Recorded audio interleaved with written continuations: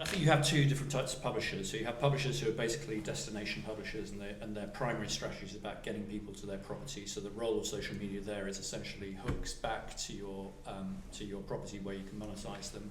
And then there are new organisations that are essentially setting themselves up as distributed news organisations. So now this news abandoned the homepage. It's all about selling to brands the ability of distributing content and understanding all the networks. BuzzFeed is another company that's essentially a distributed media company. So I think that's the key thing. That in terms of the attitudes to instant articles and Apple News, I'm interested to see the Times is in Apple News, for example. But most media companies, particularly those who have subscription models like the FT and the Times, are only putting a small fraction of their content in there. It's about experimentation. It's about the top of the funnel for their subscription model. And for others that are in the free distribution model, then it's about giving away. It's about reach. It's about driving reach and brand awareness. So it's a balance. But I think most organisations are not throwing everything at it, because they recognise that they don't want to help Facebook and others build the business, and they want the data, because the data ultimately is the way in which they can monetize the users and have the relationship with the users. So New York Times, people like that are saying, yeah, we're in everything basically, but we're only in to do experimentation and the learning, and we'll pull out if we don't like it and we don't think the value is right for us. If it's a means of kind of distributing our quality valued sort of content to a younger audience, then we're all up for it, and it is an experimentation.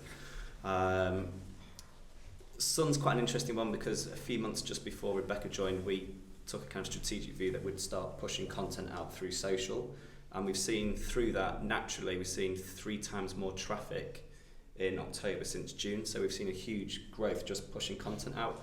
And it was quite an interesting story that which was probably one of the catalysts for change. When we did the Rooney knockout video in his own kitchen, we put it on our website, so we were the first to get hold of it, and we put it on the Sun website, and we had 30,000 views. Someone got hold of it on YouTube, and the next day had 6 million views. So we were kind of like, we have all this great quality content, but everyone else is utilising it to their own benefit, and we're not part of that conversation anymore. So it was kind of a strategic thing, saying, why aren't we doing this? So we took that strategic shift, and now Rebecca's come and we've gone for this free model from 30th of November. I think the thing with social is it's the kind of commercialisation of it is very difficult.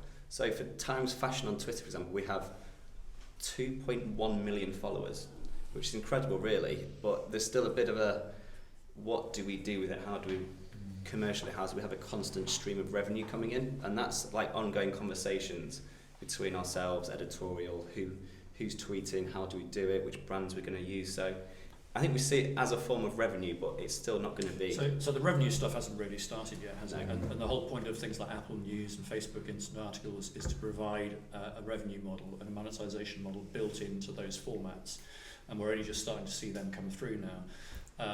So I think that's and publishers are going to be able to sell directly and get 100%, or Facebook or Apple will take a. So for the first time, these are not just platforms for free distribution with no monetization, but they're starting to have monetization built in, and pretty much all the new platforms that you described have monetization built in. We're waiting for Facebook video, which is the big one.